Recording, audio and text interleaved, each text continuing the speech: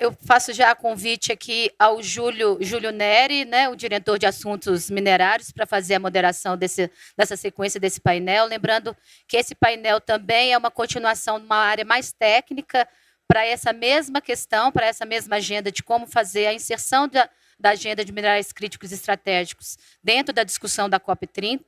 Gostaria também de convidar Rodrigo Toledo Cabral Cota, diretor do Departamento de Transformação e Tecnologia Mineral do Ministério de Minas e Energia.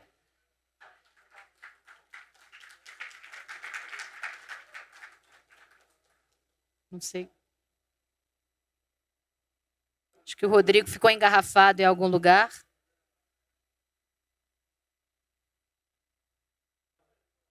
Pedir aos presentes que possam se sentar e a gente se organizar para a gente dar sequência no evento, por favor.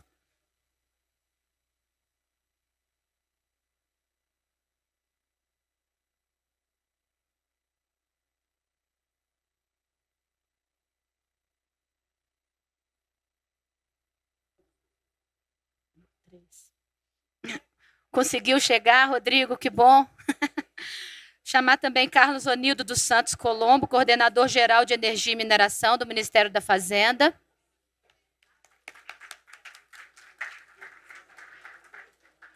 E convidar o palco Osório Coelho Guimarães Neto, diretor de Programas de Inovação do Ministério de Ciência, Tecnologia e Inovação.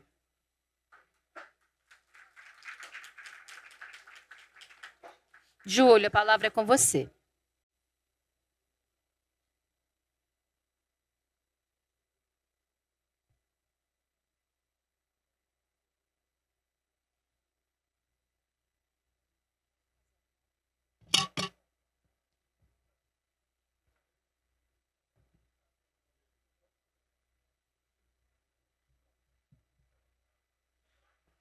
Boa tarde a todas e a todos, né? Cumprimentando-os aí pela resistência, grande resistência de permanecer até essa hora. E ainda temos aí mais 1 hora e pouquinho de conversa.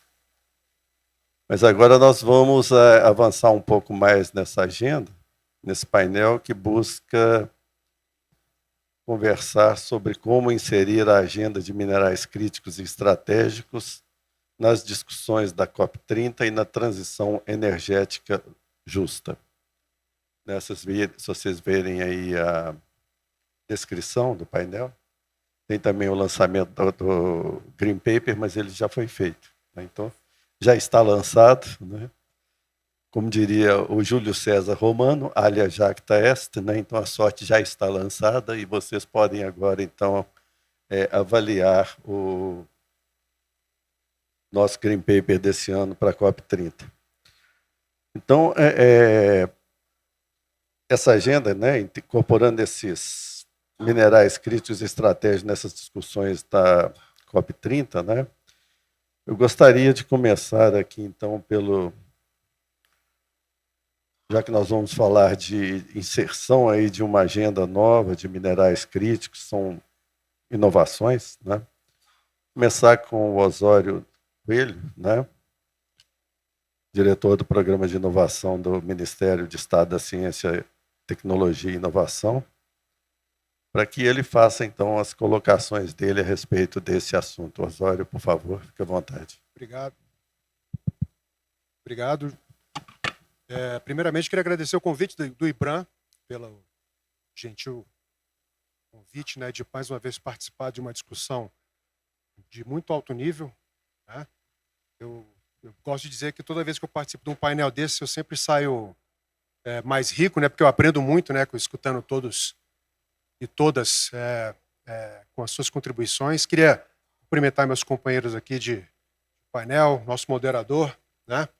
Bom, a vantagem de falar no segundo painel sobre o mesmo assunto é porque praticamente todo mundo já falou as coisas mais importantes, né? Mas eu queria abordar um assunto que é... Bom, todo mundo já falou do potencial que o Brasil tem em relação aos minerais estratégicos, minerais críticos. Todo mundo tá cansado de saber das oportunidades que esse mercado, que esse tema ele tem para o Brasil. Eu queria abordar mais no sentido seguinte: o Brasil, para a gente poder avançar nessa... Queria dar primeiro esse panorama, para a gente poder avançar nessa agenda. O Brasil, ele não deve se restringir, né, Cota? E a gente já conversou algumas vezes sobre isso na questão da extração, né? É importante que o Brasil ele tenha políticas e tenha iniciativas que possam, vamos dizer, complementar essa cadeia, né? Então, na questão da transformação, né? E aí, basicamente, a gente está falando da questão aí do midstream, né? Midstream, que o Brasil é muito forte vamos dizer, na parte de extração, porém, a gente precisa avançar um pouco mais aí no midstream e no downstream também, né? Então, e é fundamental, acho que para essa agenda, a gente considerar a questão, logicamente, pensando aí na COP30, né? A questão de como isso pode ser feito de forma mais sustentável. E para isso, eu sempre gosto de mencionar que o tema da ciência, da tecnologia e da inovação, ele é fundamental nesse sentido, pelo fato da sua transversalidade. Tudo requer, tudo exige, né, que a gente invista em ciência, em tecnologia e inovação para poder avançar, e na área, né, setor mineral, buscando essa sustentabilidade, mais ainda, né, em tecnologias, na materialização do conhecimento que ele é gerado na academia, em tecnologias e com impacto que aí chegamos à inovação. Aí, nesse sentido, o papel do governo ele se torna central, né? Aí falando no governo federal como um todo, a gente tem aqui, né, um painel com representantes do governo federal, e o que eu sempre gosto de mencionar é que grandes desafios, e aí nós estamos falando de um imenso desafio, que é como transformar esse setor, como a gente avançar nesse setor de forma sustentável, para passar uma mensagem interessante para a COP30. Uma política só não vai dar certo.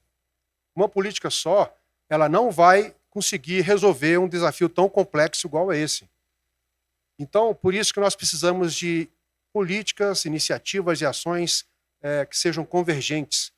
Nós precisamos de políticas que elas sejam integradoras. Nós precisamos de políticas que elas convirjam para o mesmo objetivo. E quando a gente fala de convergir para o mesmo objetivo em relação a uma agenda mais sustentável no setor mineral, a gente está falando não só do investimento, logicamente, em tecnologia, mas a gente está falando também na criação de um arcabouço legal, né, que ele permita, né, avançar nessa agenda. A gente está falando de um ambiente que ele encoraje o setor industrial a investir, né, nesse setor. Nós estamos falando, logicamente, pelo MCTI, na questão aí de você promover, né, P&D, né, nesse setor, e aí em toda a cadeia, né, e logicamente a gente fala também aí na questão, né, especificamente pelo MCTI, na criação e no desenvolvimento de algumas tecnologias que elas possam, então, por exemplo, reduzir, né, a emissão de gases de efeito estufa, né,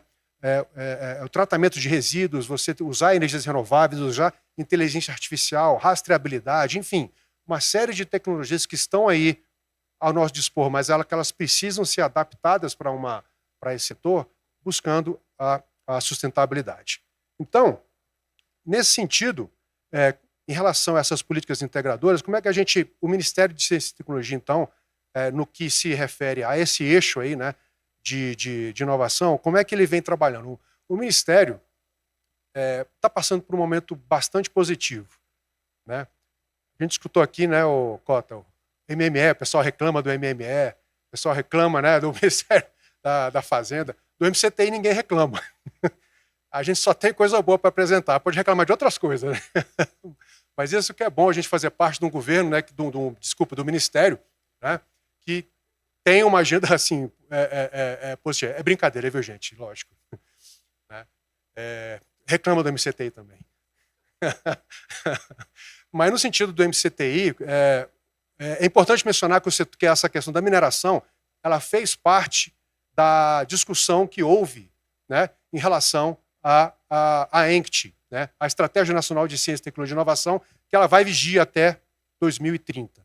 Né? Ela já vinha sendo, desde a primeira ENCT, desde a Estratégia Nacional, já vinha fazendo parte dessa discussão, mas agora, nessa nova, que vai ser publicada, agora foi validada, vai ser publicada, depois já de uma grande conferência que houve, o tema, então, ele vai fazer parte para justamente a gente ter uma agenda que ela seja mais, vamos dizer, mais a médio prazo, né, no setor mineral.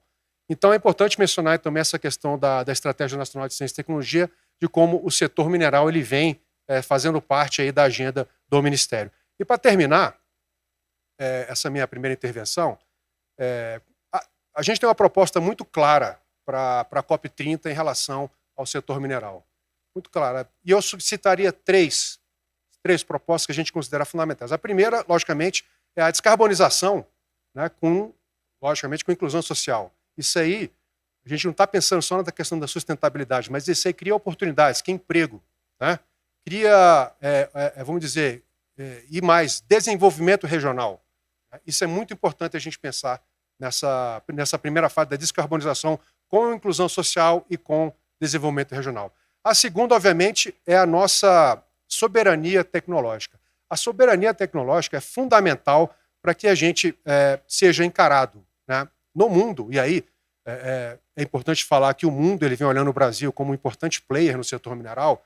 Precisamos avançar, então, na soberania tecnológica para a gente não ficar, volta ao que eu falei anteriormente, na questão da extração. Avançarmos no midstream para chegarmos ao downstream e termos aí uma voz assim, ainda mais relevante nas mesas de negociações internacionais. E, por último, uma outra mensagem importante para a COP30, que eu gostaria de mencionar, é, obviamente, cooperação internacional. Estou vendo a embaixadora da Austrália aqui, então eu sempre um país que é bastante relevante nesse tema, é fundamental que o Brasil queira, se quiser avançar ainda mais, não só em novas tecnologias, na questão da sustentabilidade, né, de você se tornar um player importante, a cooperação internacional ela é um tema fundamental para que a gente possa, então, avançar nesse setor. Então, eu acho que essas são, talvez, as mensagens especificamente aí do MCTI em relação ao que a gente poderia apresentar no setor para a COP30. Obrigado.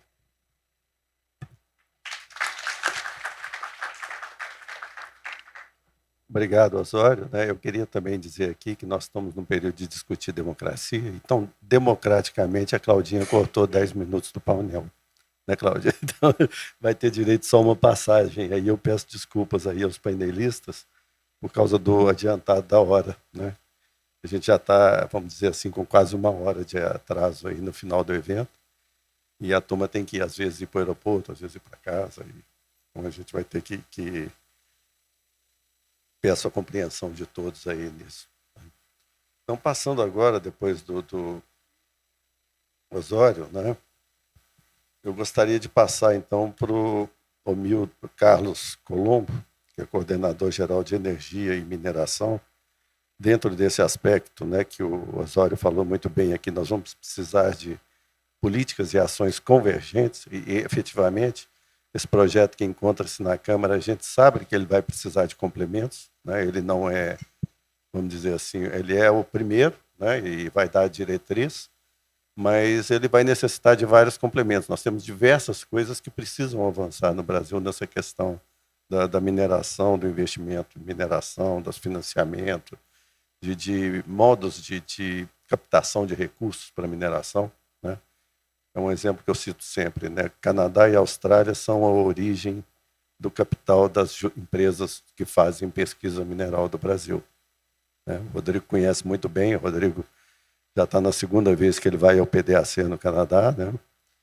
E a gente tem que criar condições no Brasil para que a gente crie esse mercado aqui também. Né? Como é que a gente pode seguir nesse caminho para que a gente tenha capital brasileiro, né, com origem aqui? Porque muitas vezes são brasileiros que montam empresas no Canadá e montam empresas na Austrália. Eu digo isso, embaixadora, porque eu trabalhei 5 anos numa empresa australiana que tinha o seu capital proveniente da Bolsa de Perth, né? Uma cidade maravilhosa até, muito bonita, lá no lado oeste do Japão, né? Cidade grande, muito bonita, muito maravilhosa, e que a gente deve muito a eles. Tá? Então, essa pesquisa mineral, a gente sabe que tem essa principal fonte aqui no Brasil. E é algo que a gente precisa trabalhar aqui, que a gente tem tentado. O BNDES está muito enfronhado nesse assunto, junto com a B3, né? E a DIB e a BPM também estão trabalhando nesse assunto, né?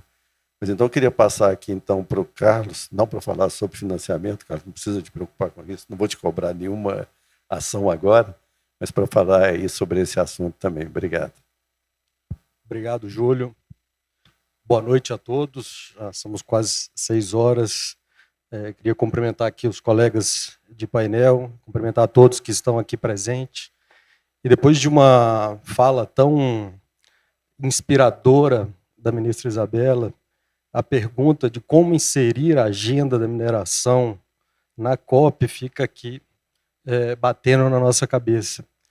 E eu acredito que a inclusão dessa agenda ela precisa de uma transformação profunda do setor mineral.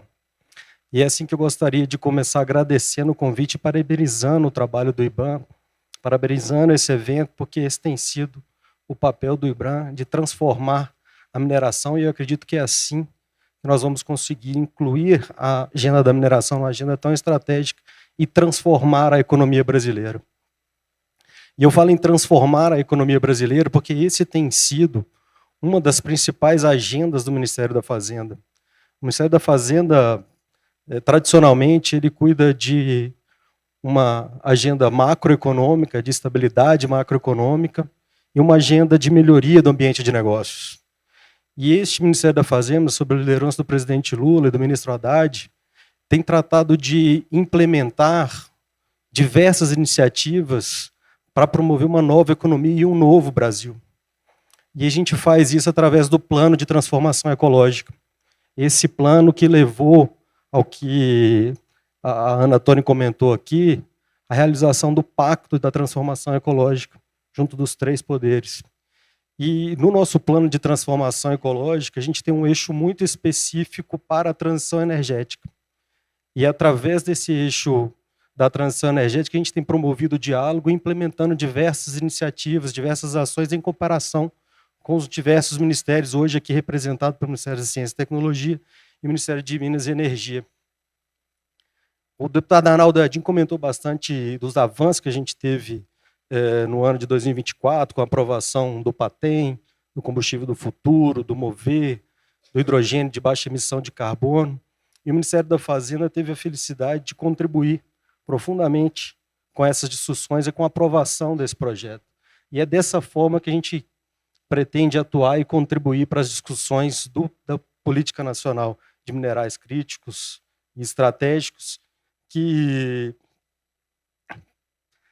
com muita vontade e com muito empenho do setor e do poder público e da iniciativa privada, a gente espera aprovar ainda esse ano. Em relação à COP30 e questões de financiamento que estão mais relacionadas às prioridades do Ministério da Fazenda, a gente tem trabalhado em diversas iniciativas, mas acho que vale destacar 3 delas. A primeira delas é o TFFF, que é o que a gente tem chamado de Banco das Florestas, ou seja, um fundo para facilitar o pagamento pela floresta em pé. Há uma expectativa de captação de mais de 100 bilhões de dólares para esse fundo, para que a gente possa trabalhar nessa transição da terra, que foi comentado aqui. Uma outra iniciativa é a integração dos mercados de carbono. Essa é uma outra prioridade. E uma interoperabilidade entre as taxonomias internacionais, taxonomias sustentáveis, que a gente tem trabalhado junto com o Ministério de Minas e Energia para implementar essa taxonomia, especialmente para o setor mineral, para outros diferentes setores, mas principalmente para o setor mineral. E isso vai fazer com que a gente tenha atração de capital e a gente possa direcionar esse capital externo de forma sustentável para as atividades de mineração e transformação mineral. E aí, para concluir minha fala e reforçar o papel da transformação que a gente espera da economia, a gente precisa, e esse é um dos objetivos do Ministério da Fazenda com o Plano de Transformação Ecológica, que é de transformar o modelo de desenvolvimento.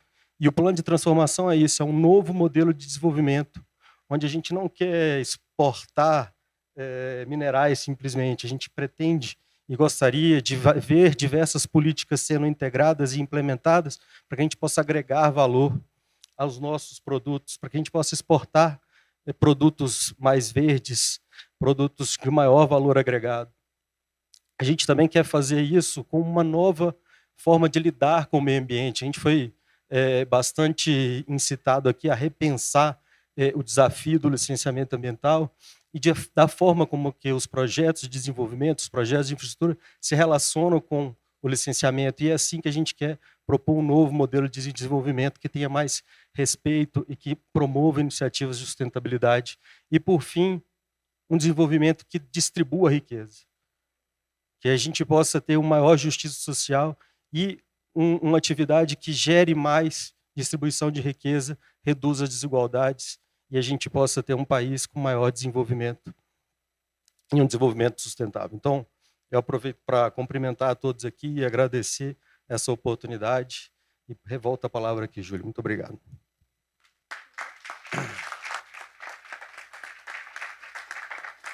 Obrigado, Carlos, né? E você pode ter certeza que nós aqui agradecemos, né, a disponibilidade de vocês de estar presentes aqui para nos ajudar nessa discussão, né? Esse seminário ele é colocado aqui em Brasília porque a gente quer discutir as questões políticas envolvendo a mineração, né? As questões técnicas são importantes, é claro.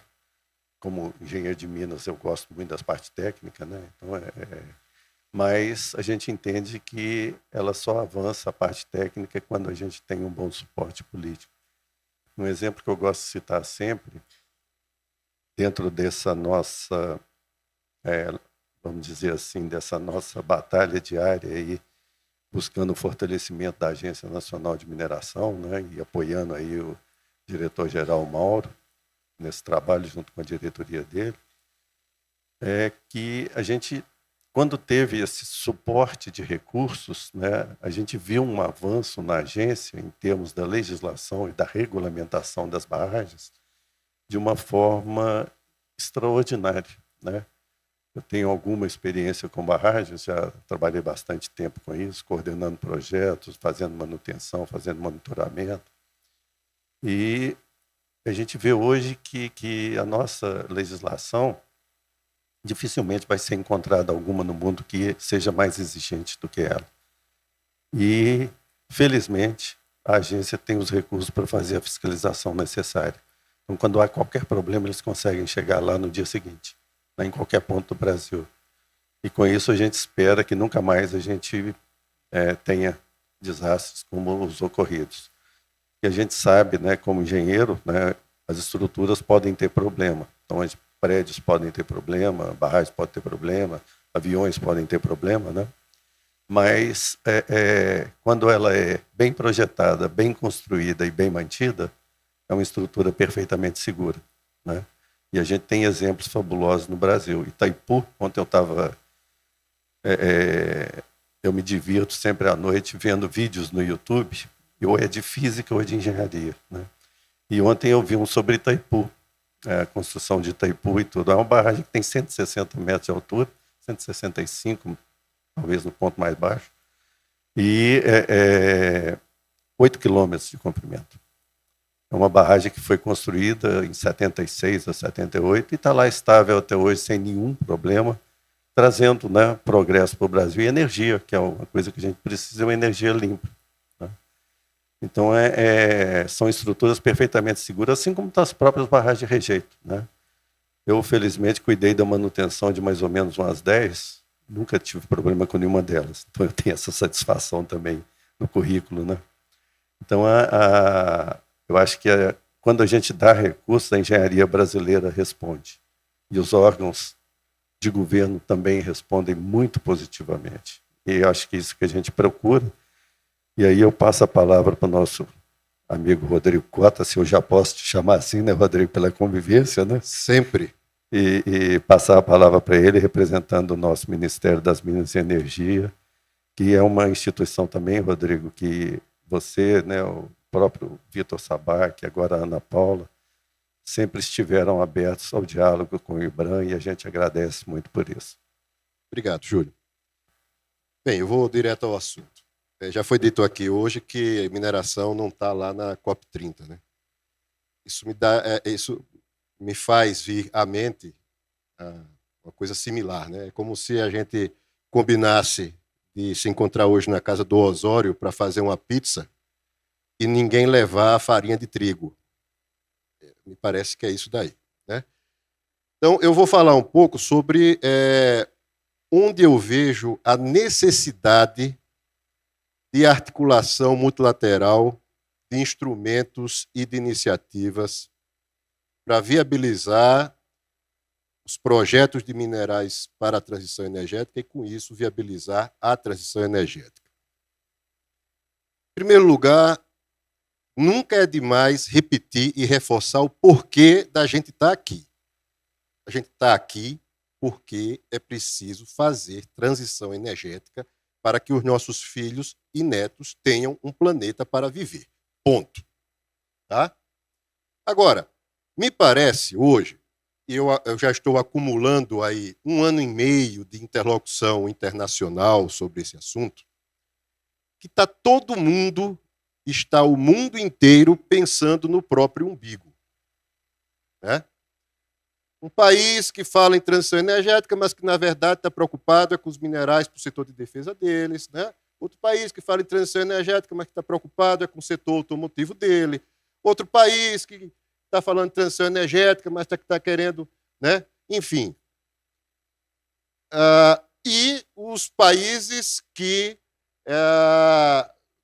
dizem, quero a transição energética, mas eu só forneço o mineral se... Espera aí, gente. Tem uma coisa maior do que isso, que a gente precisa estar focado. E todo esse desafio só vai acontecer se realmente houver articulação multilateral, e eu vou dar aqui alguns casos bastante concretos. Tá?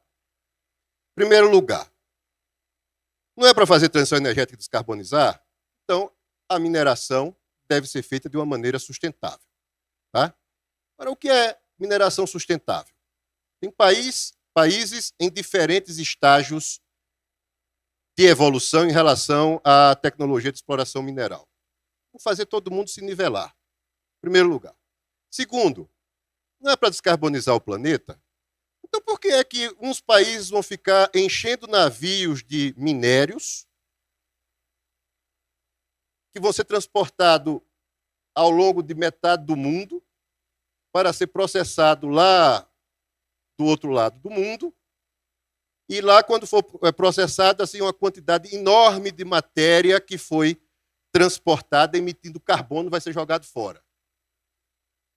Nossa, eu acho que o mais lógico e coerente é que, sempre que possível, o processamento fosse feito na origem. Ora, o processamento é energointensivo. Isso é um jogo de energia. Vamos fazer esse processamento com energia fóssil? Não, tem que ser feito com energia renovável, gente. Então, preferencialmente, essa indústria deve estar alocada em países onde haja oferta de energia limpa. O Cota está puxando a sardinha para o Brasil. Mas está errado o que eu estou falando? Não. Tem outra coisa interessante. Muito se fala que o mineral é estratégico, o mineral é crítico, tal e coisa, tal. Mas o que eu aprendi aí ao longo desses últimos meses, estratégico mesmo é a indústria de processamento. Tá? Está todo mundo dependendo da indústria chinesa. Para o Brasil isso é problema? Zero problema. Nenhuma empresa brasileira vai ter dificuldade de comprar insumos na China. Mas o que eu achei muito gozado nos dias anteriores é que saiu uma reportagem dizendo que, olha, tem uma empresa que está começando a processar terras raras, tem um projeto de terras raras nos Estados Unidos, e eles estão tendo que exportar para a China para fazer o processamento lá. De onde a gente tira uma outra conclusão. Apesar dessa dicotomia geopolítica que se criou aí, que abre oportunidades para o Brasil, não vai ser feita a transição energética sem a China. A China não é o problema, a China é parte da solução. Agora, é desejável que haja diversificação geográfica dessa indústria? Claro que sim.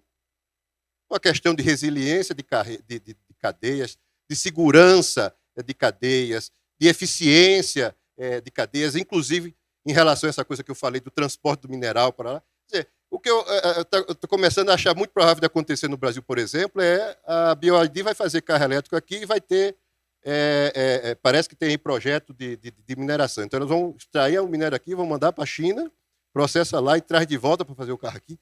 Nossa! Né? Aí agora eu vou entrar nas coisas mais concretas. Né? Estava todo mundo feliz com os preços dos minerais lá em cima até 2022. Todo mundo emitindo, abrindo capital e levantando capital na Austrália, no Canadá, que estão os embaixadores. E aí, de repente, o preço caiu. Os ativos dessas empresas que fizeram isso desabaram e o mercado de capital deixou de ser uma alternativa de financiamento. E agora, como é que vai financiar os projetos dessas empresas? Que ainda precisavam de novas tranches. Né? Como é que se vai financiar os novos projetos que deverão acontecer para que a gente consiga atender a demanda que está se projetando aí? Né? Vai ter que ser os bancos que vão financiar. Qual é o banco privado? O BNDES está com vontade. Mas a gente precisa de garantias. Não existe. Aí eu comecei a conversar com os países, com as agências multilaterais. Não tem instrumento de garantias. Aí começou a aparecer os casos. Não vou citar nomes. Né? País A, país B, país C. Não, a gente oferece um instrumento de garantia para os projetos de minerais fora do meu país, né? Lá no país minerador. Mas eu preciso de um off-taker. Absolutamente justo isso, né? O cara está colocando dinheiro, tem que ter alguma garantia e receber o benefício do acesso ao mineral. Tá. Quem é a empresa que vai fazer o off-take? Eita, também não tem. Gente, como é que a gente resolve isso? A gente precisa de um instrumento de garantia que resolva um problema que é global, que não dependa de off-takes, que inclusive preserve a soberania dos países produtores. Então, eu vejo como impossível endereçar essa questão ou endereçar os desafios da mineração para a transição energética insistindo em políticas nacionais. A gente tem que ter políticas multilaterais. Outro caso que é bastante concreto. Bem, vamos diversificar o processamento mineral geograficamente, vamos levar para outros países do mundo, e aí eu defendo que, idealmente, seja nos países produtores dos minerais, para evitar aquele naviozinho indo e voltando, né? Essas empresas vão ter que competir com a China, que tem tecnologia avançadíssima. Como é que a gente faz o catch-up? Como é que a gente alcança o nível tecnológico da China? Cada um faz o seu. Por que não trabalha todo mundo junto? Vamos desenvolver a tecnologia junto, todo mundo. Inclusive, talvez, com a ajuda dos próprios chineses, quem sabe? Se há um concerto multilateral nesse sentido. Então, assim, eu não vejo grandes... eu acho assim, se a gente insistir nessa coisa de cada um fazer o seu, nada vai mudar. Tá?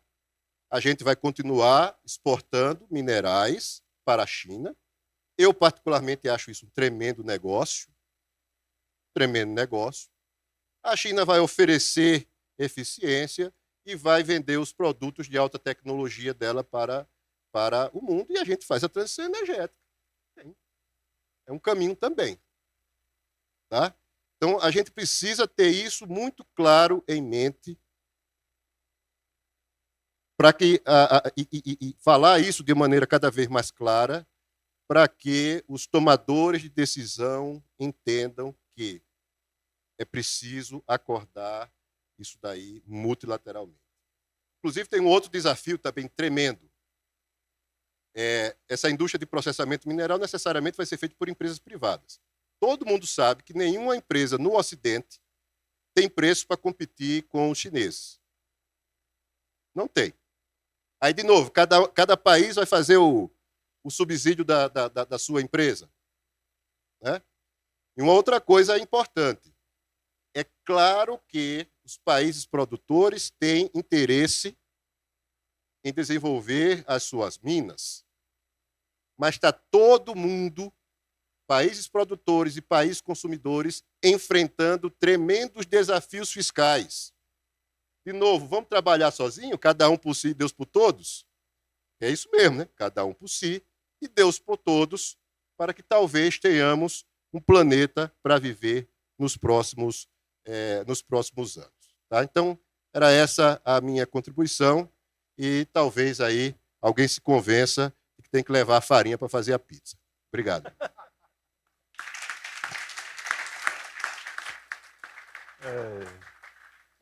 Às vezes leva farinha e esquece o fermento, viu? Mas, então, gente, como eu disse, né, democraticamente a Claudinha cortou as nossas prorrogações aqui, né? Mas eu queria agradecer a vocês a participação e a compreensão aí por essa premência, né, do tempo que nós chegamos nesse horário. Então, muito obrigado aí a todos e boa noite. Vamos para o próximo, né, Cláudia?